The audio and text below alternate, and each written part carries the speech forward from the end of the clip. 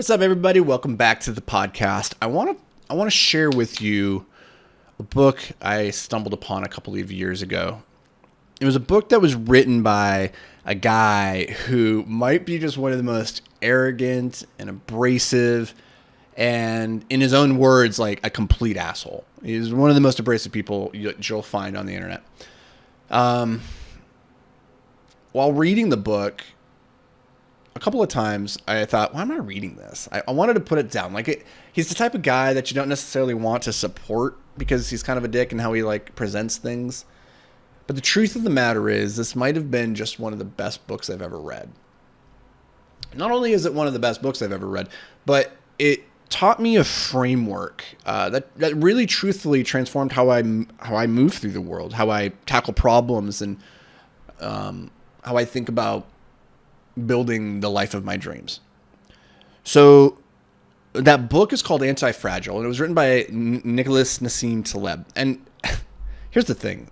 Taleb might be my favorite author. I've read all his books. He's got 5 or 6 of them out there. He's written things like The Black Swan, Fooled by Randomness, Skin in the Game, and then this book, Anti-Fragile.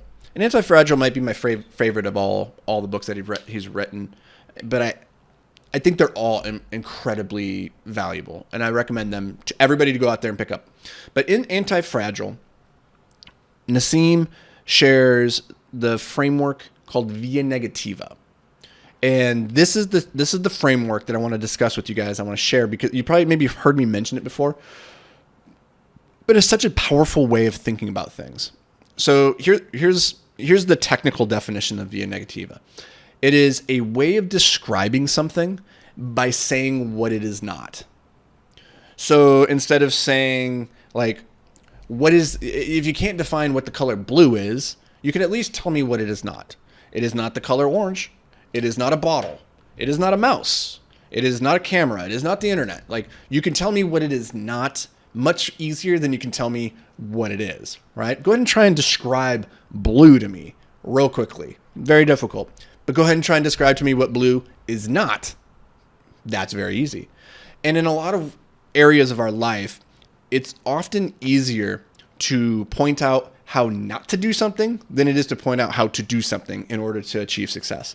And this kind of stems from another way of thinking, which you've heard me talk about, from Charlie Munger's mental models, this one being invert, always invert, which is when you have a problem, like a math problem or just a problem in general, instead of looking at it just through the one lens, let's try and take the problem, invert it, turn it upside down, and look at it from the other side, which is really just another way of saying, let's look at what it is not.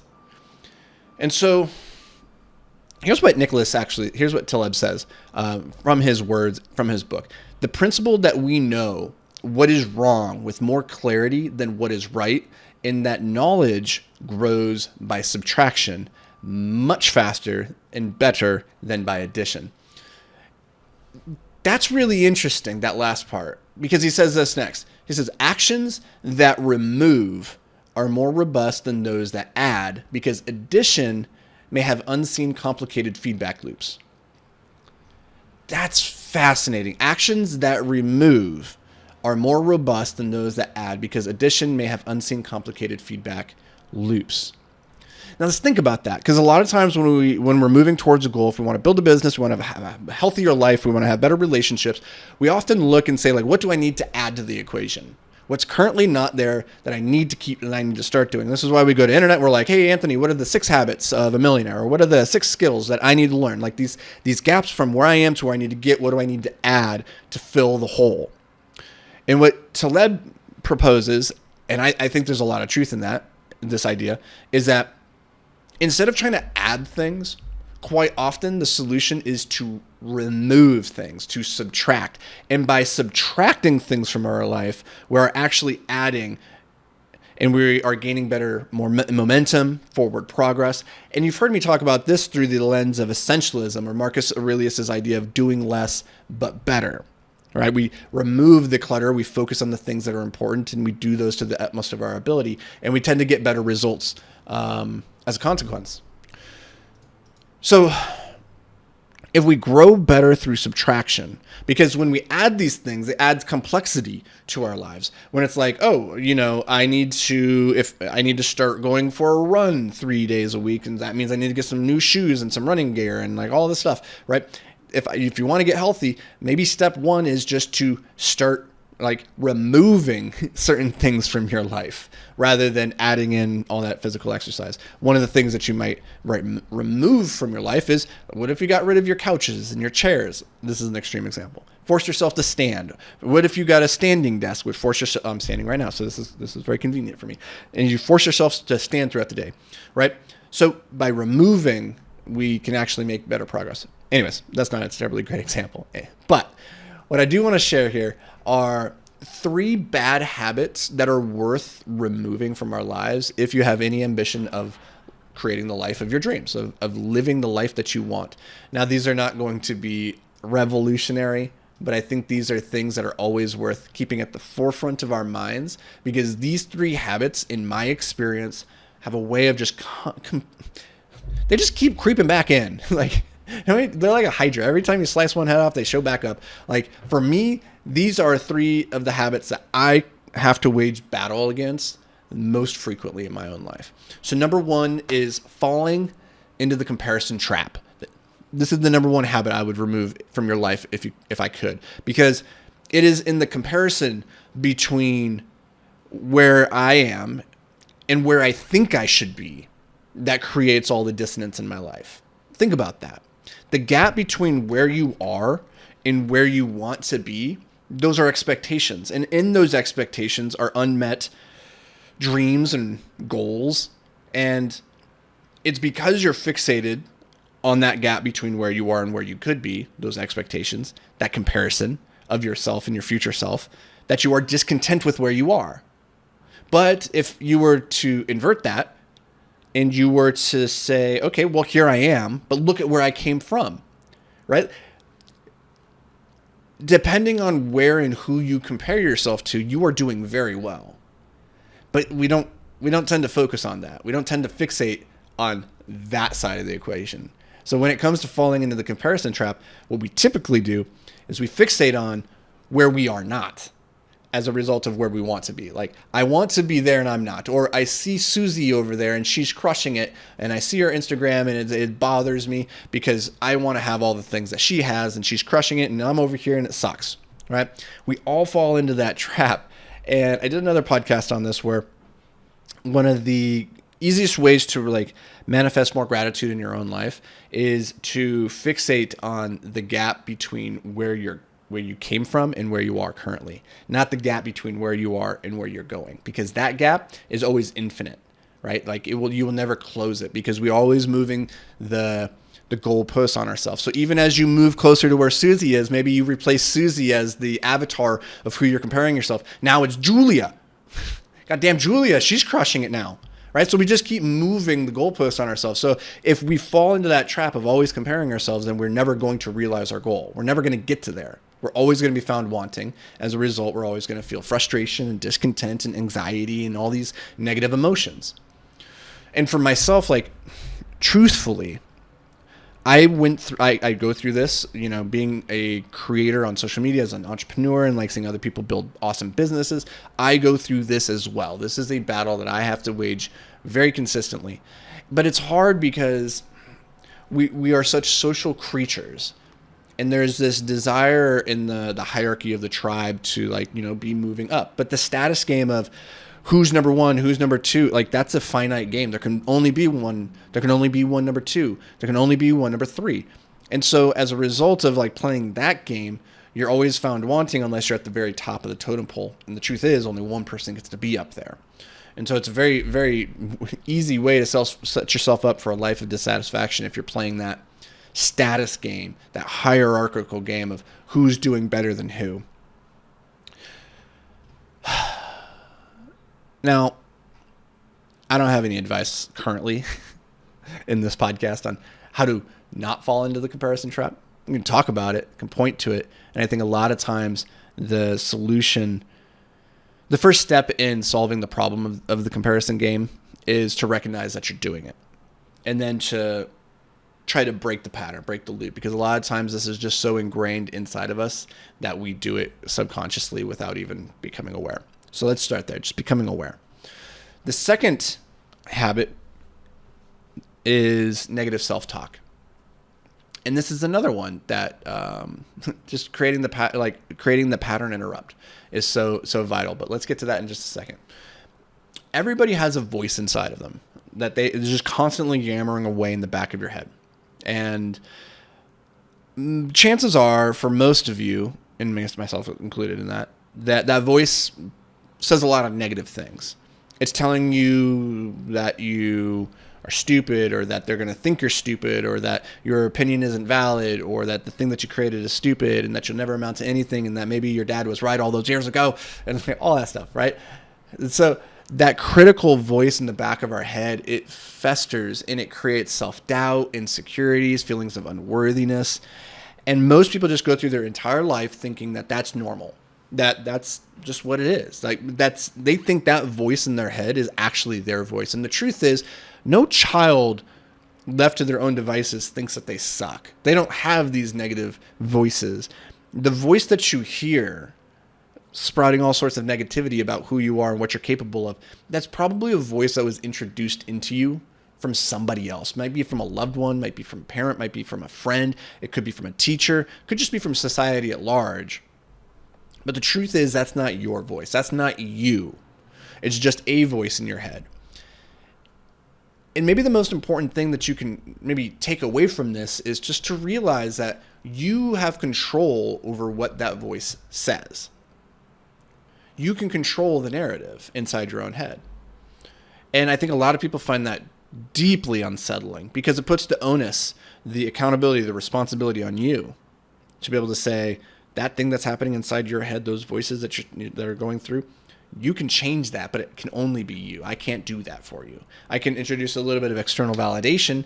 I can put a couple of drops in the bucket and say, like, you're a great person, you're doing awesome. I can give you that validation, that positive reinforcement. But if you're seeking that from me, as many people do when it comes to social media, I'm looking for that like, I'm looking for those comments because that's external validation that what I'm doing is worthy. The problem with that is as soon as those likes turn to thumbs down, or those comments turn toxic, or people just aren't watching, then your whole self-worth is tied up inside of that thing. And it just reinforces what the negative voice inside your head was already saying. Now, I think one of the greatest tragedies of like our modern society is the fact that it's okay to be your own biggest critic, but people look at you strangely if you were to tell them that you're your own biggest cheerleader. It's so much easier. It's like so much more acceptable just to be negative towards ourselves and like tear ourselves down and than it is to be our cheerleader and build ourselves up. Like if you do that in a public way, people start to think you're arrogant or conceited or cocky. And the truth is, if you don't love yourself, then why should anybody else? Right? If you don't love yourself, why should anybody else? So you should be your biggest fan. You should love yourself. Secondly, fuck everybody else. Fuck what they think. Because in a very real way, your thoughts become your actions and your actions become your results. And so if you are letting negative thoughts fester inside of you, those are going to lead to negative actions and negative results as a result. So like, it doesn't even matter what people think in this grand scheme because it's your life. It's your mind. It's your narrative. And so here's a couple ways that I found very, very helpful. 3 ways, in fact, to help overcome that negative self-talk, because it's pervasive and it's a hard battle to win. But first is practicing mindfulness, just a way of breaking the pattern, right? We have to become aware that we are in this cycle of negative self-talk and that we have the ability to change it. So step 1 is just practicing mindfulness. I think meditating and journaling are great ways of tapping in and looking introspectively at ourselves and the thoughts that are cycling through our heads so that we can lead to step 2, or the second way of overcoming negative self-talk is just to challenge those thoughts. Is instead of accepting them at face value, pause and then question the assumptions that are cycling through your mind and ask yourself, is this substantiated? Is there truth in this, or is this just some narrative that is being concocted with no evidence to prove it one way or the other? And so what you want to do is you want to start to challenge your thoughts and say, like, if your thoughts are saying you suck, you can't do this, you start to find evidence from your past that contradicts, that refutes that voice. And you say, fuck you. Look at my past. You tell me I can't do this, but look what I did over here. I did this, I did this, I did this. Those were hard things. This is a hard thing. I can do it. I'm the type of person that does hard things. So that's the second way that we overcome the negative self-talk, is to challenge our thoughts. And then third, this is maybe one of the most powerful one, is just to surround yourself with more positivity. You know, you've heard it said so many times that it's just a cliche. It probably just falls on deaf ears at this point, but you are the average of the 5 people you associate with the most. So if you hang out with 5 negative Nancys, then you're going to become the 6th. But if you hang out with 5 positive Pollyannas, I don't know. I don't know any Pollyannas. I don't know if I know any Nancys either, actually. Anyways, if you hang out with positive people, then their positivity starts to become your positivity. So I think one of the quickest, easiest ways to become just generally a more positive person, hang out with better people, more positive, happy, grateful people. And that might mean that you need to cut some of the negative Nancys out of your life to make room for those positive Pollyannas to step in. Which leads conveniently into the third bad habit that keeps you from living the life you want, which is neglecting self-care. And so that whole cutting certain toxic people out of your life to make room for the positive people to step in, that's a form of self-care. That's a way of prioritizing yourself and putting your needs before the needs of familial obligations, perhaps, right? One of the best decisions I ever made was about a decade ago. I cut a couple family members out of my life who were just incredibly toxic and draining. And every time I was with them, I felt like a bad person. I felt less than. It was a very hard decision to make, to cut them out of my life, because you're told they're your family and that family is everything and that family comes first. And if you buy into that narrative, then you're just kind of stuck with these negative people. But the truth is, it's much easier for them to tear you down than it is for you to build them up to a place where you can see the world on level playing fields. And these people were tearing me down so consistently that I didn't like how I felt. I didn't like who I was. The identity that I had for myself was tied up into a lot of their opinions of me. And so that was a form of self-care. 3 other forms of self-care, and we've talked about these in previous podcast episodes, are what are called the 3 levers of energy, which is your sleep, your nutrition, your movement, your exercise, your working out, right? These are the 3 things that if you are not prioritizing and making space to work on these every day, getting enough sleep every single day, getting the right nutrition every single day, moving your body every single day. If you're not doing these things, then your cup is slowly being drained. And my partner, Jamie, she is one of those people who will give every last ounce from her cup to you. And then she'll be left with nothing. And now we need to take care of her, right? Like, we need to build her back up because now she's drained.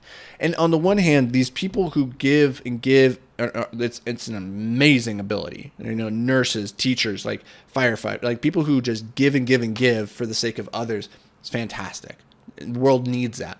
However, it's much more sustainable. It's a better way of living if you pour from your overflowing cup, right? And that's the way that we all become bountiful and abundant.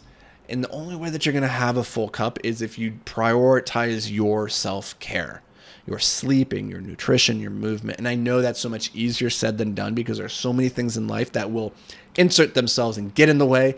But I promise you that if you were to prioritize yourself and take care of yourself as though you were somebody that you were accountable for, because you are, think about the lengths that you're willing to go for your dog or for your kids or for your partner or for whoever is in your life. We're often like so much more willing to work harder for those people than we are to work for ourselves. And so I just want to, if you need the permission, I just want you to know that you have it.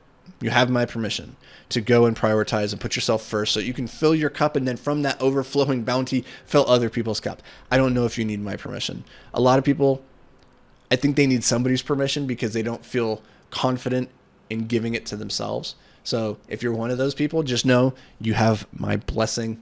Go fill your cup. And there you have it, people.